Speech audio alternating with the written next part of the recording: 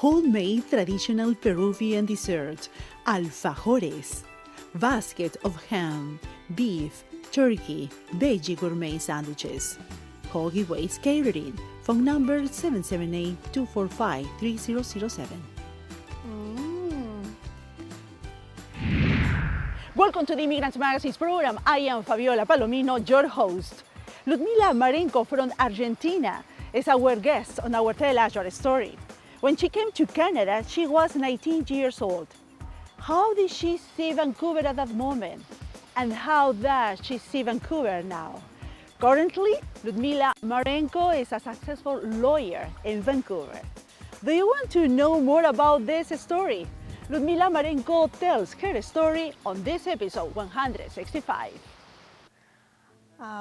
It wasn't my decision to come to Canada. I was 19 years old. My mom and my brother, I was living with my mom and my brother. My mom decided to come to Canada. We followed her.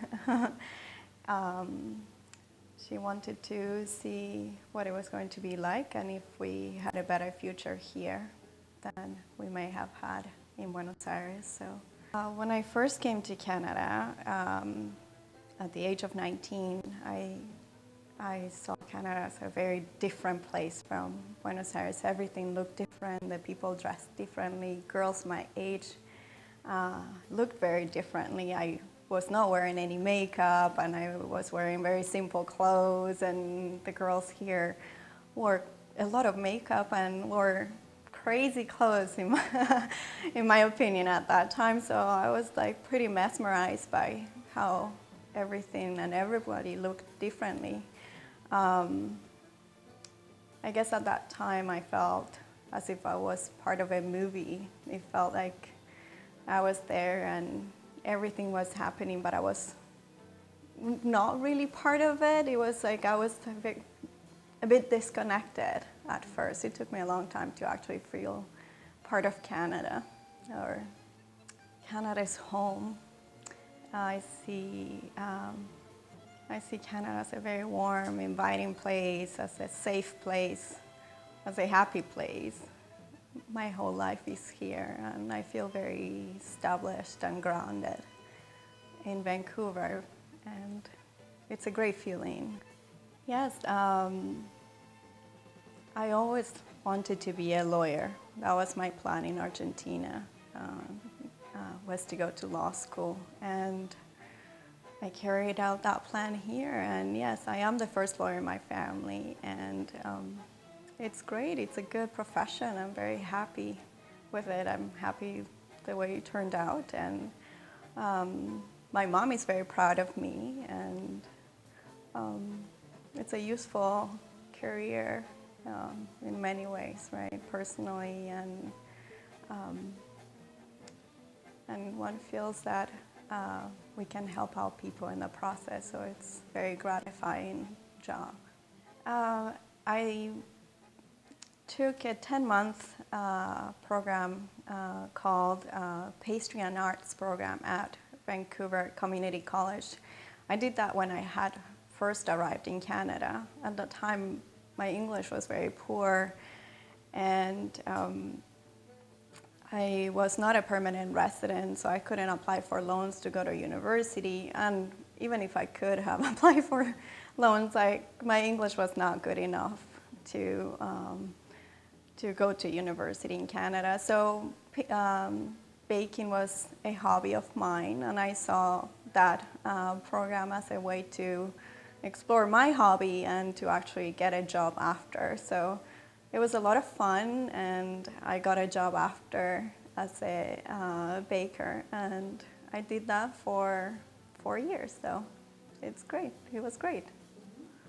The language was always and continues to be probably the most difficult challenge that I face every day. Like I said, my plan was always to study law. In Argentina, anybody can go to school. It's free and it's accessible to anybody who wants to study, and marks didn't matter.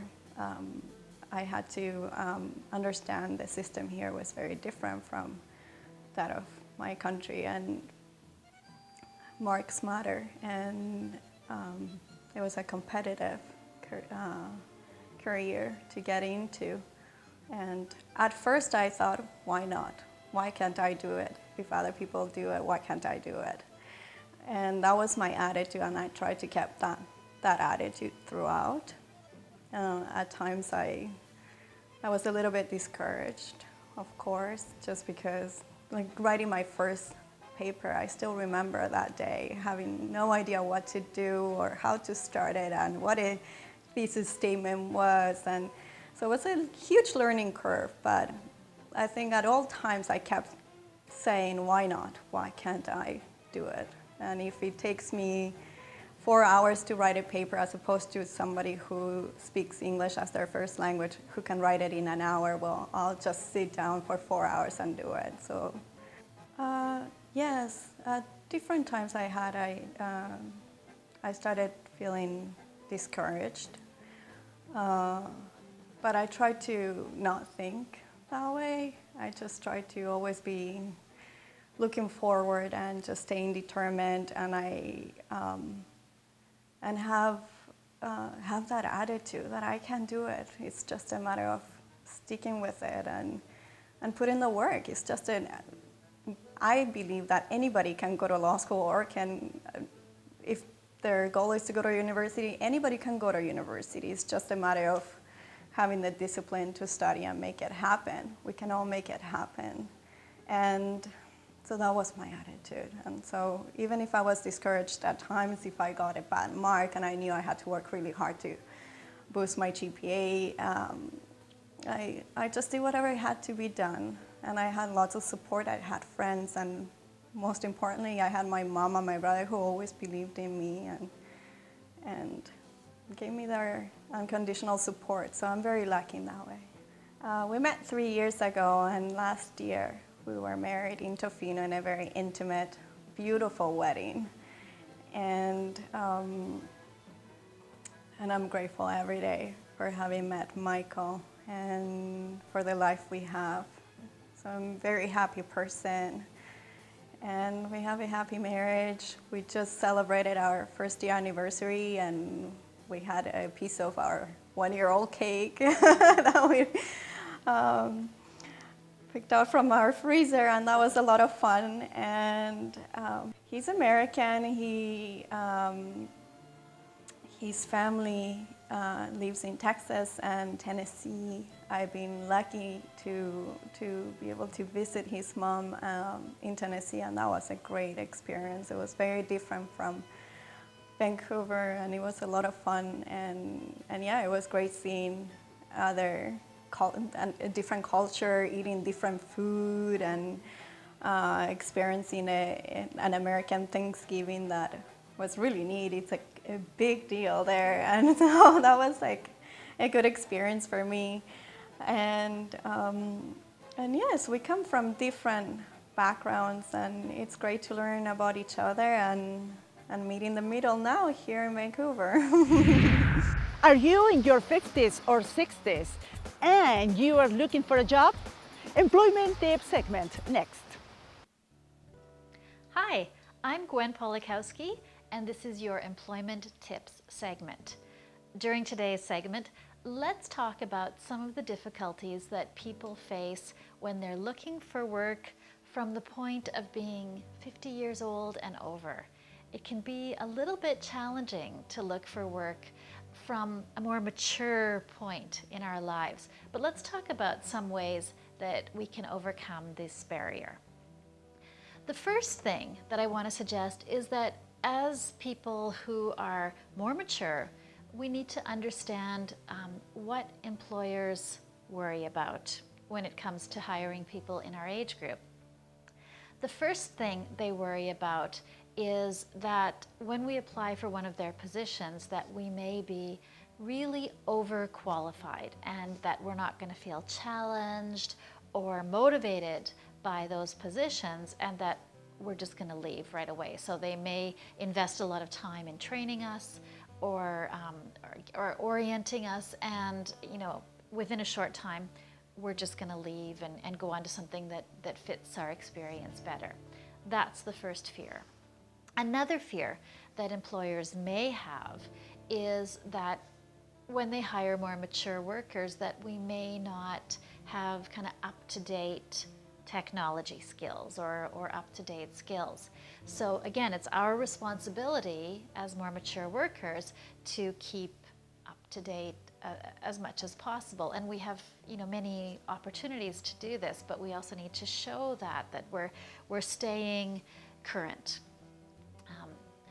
Another thing that employers may worry about when they, consider us for jobs is that because we're a little bit more mature, we may not always get along with their younger staff. And sometimes their younger staff may actually be our supervisors.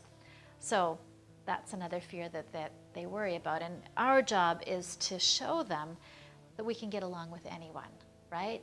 That we want the same thing as everyone else, to be treated fairly, and we are able and resilient to work fairly with others as well. So those are some of the fears that employers have, and there's actually one more, and it's similar to the first one I mentioned about us kind of being overqualified and bored easily in particular jobs. But another thing that employers may worry about when it comes to hiring more mature workers, they may worry that the salary that they have to offer is not going to be enough for what we need, considering our previous experience. So, that may be the case, but it would be really great if we could sell ourselves really well to the point that we were able to, decide ourselves.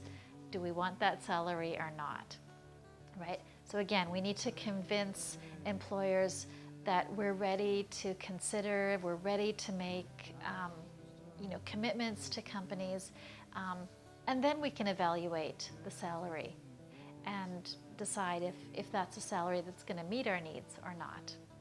All right, so how do you get there? How do you get past these fears?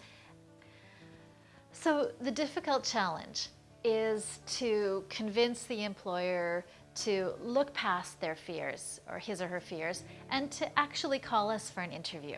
So your resume is going to be one of the main things that convinces the employer. So you want to do all of the usual things. You want to make sure that your resume really, really matches the job that you're looking for, the job that you're applying for. So, all of the skills in your resume are clearly the skills that the job needs. That's the first thing. With mature workers, however, we want to be a little bit careful how far back we go. Now, we may have 30 years of experience, but we probably shouldn't write all of that in our resume. Probably 10 years, maybe 15. That's about as far back as we want to go. No more. 10 years is really the goal to shoot for with resumes. Similarly, maybe your main matching education happened 25 years ago. Well, you need to put that on your resume, right? Maybe it's your bachelor's degree or an important degree or an important training. You need to write it on your resume, but you don't have to write the date that you completed it. You can leave that part blank. Now, some employers may wonder about it. Why is there no date there? And they may guess that you're a mature worker, but that's okay. During the interview, they can ask you, when did you graduate with your blah blah degree? And that's fine. In the interview, you're already selling yourself. You're already showing your energy, you're already showing your enthusiasm and interest, and you can sell your education better at that point than you can just on a piece of paper that doesn't show your smiling face and that doesn't show your energy. So if your education has happened more than 10 or 15 years ago, just leave the date blank and don't include it in there. Now, another one of the fears I mentioned was that mature workers don't have up-to-date technology skills. So another great way to counter that in a totally free way is by using online educational providers such as Coursera or Allison.com, and there are many more. A lot of these have great online courses in things like social media or web design or many things. You can take individual courses, you can take kind of diplomas that give you a range of courses, and you can actually get a piece of paper certificate for your work. Now, if you want the actual piece of paper, they'll mail it to you and you have to pay a fee for it, but you can get still a record of the learning that you've done, and often you get the grade that you achieved on that course too. So the online learning gives you great new technology skills that will show that you've kept current and that that your skills are up to the challenges of today's workplace. Finally, the last important thing as a mature worker is that we want to really manage our personalities in interviews. We want to show our enthusiasm and our energy because we have lots of it, but we don't want to come across as kind of know-it-alls or people who have seen everything, done everything, right? So be careful that you're still showing your wisdom, but that you're being careful not to kind of maybe intimidate your younger interviewer. One of the main ways to do that is to be a really careful listener, right? One of the most appealing things about working with anyone is knowing that he or she is going to listen carefully to what you say and that you're going to be heard. And that's one of the best things that we can do as mature workers.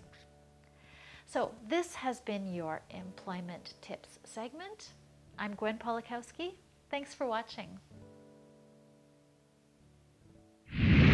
Guajira Guantanamera. De Cuba te traigo un son. De Cuba, una guayabera. Let's go to Cuba on Your Country, My Country segment.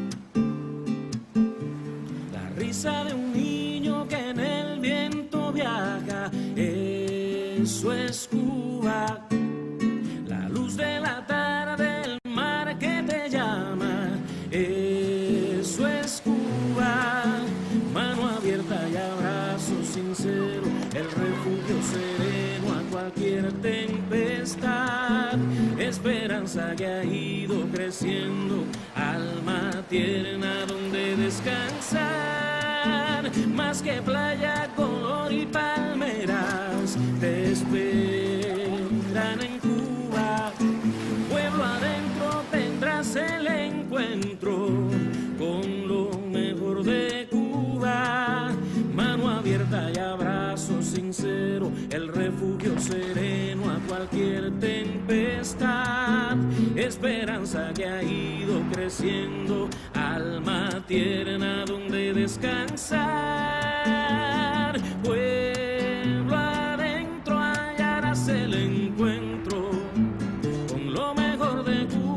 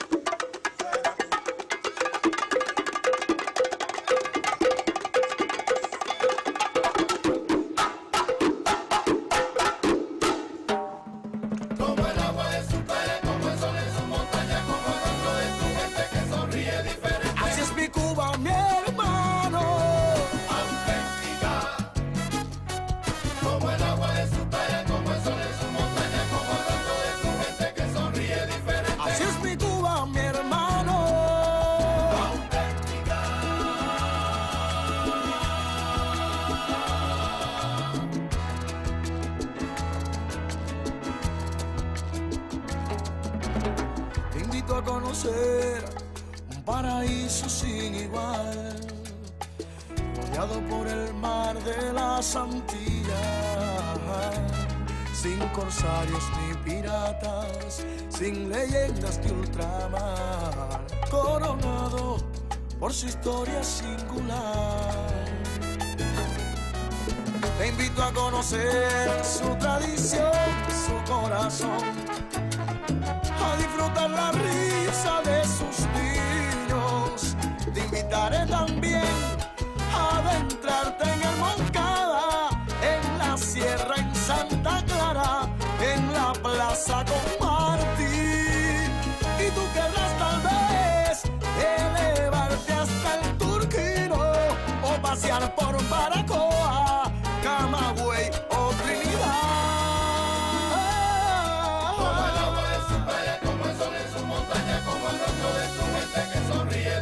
Así es mi Cuba, mi hermano.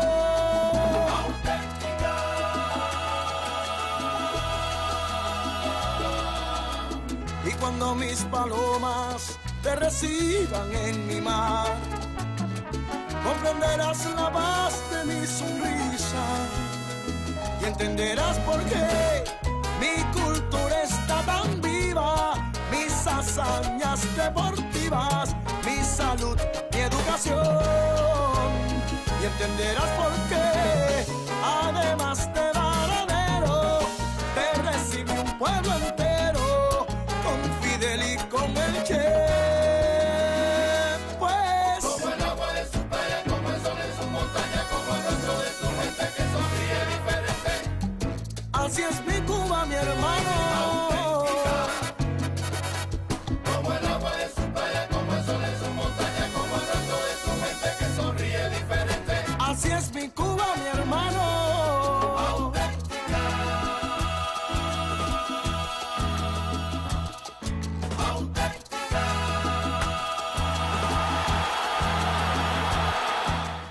Just a few things about Ludmila Marenco's interview, second part on our next episode. Her dad passed away in Argentina when she was living in Vancouver.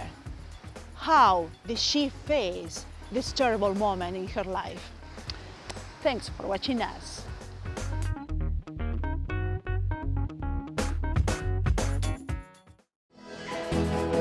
El día que te conocí,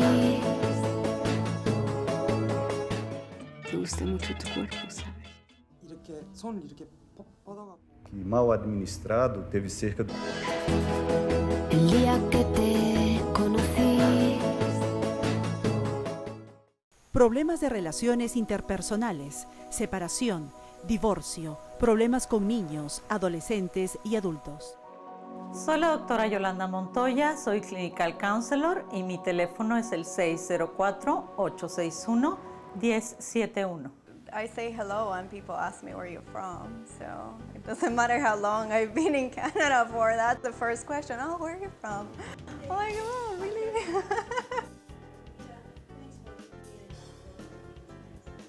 Thank you. And, yes. Thank you.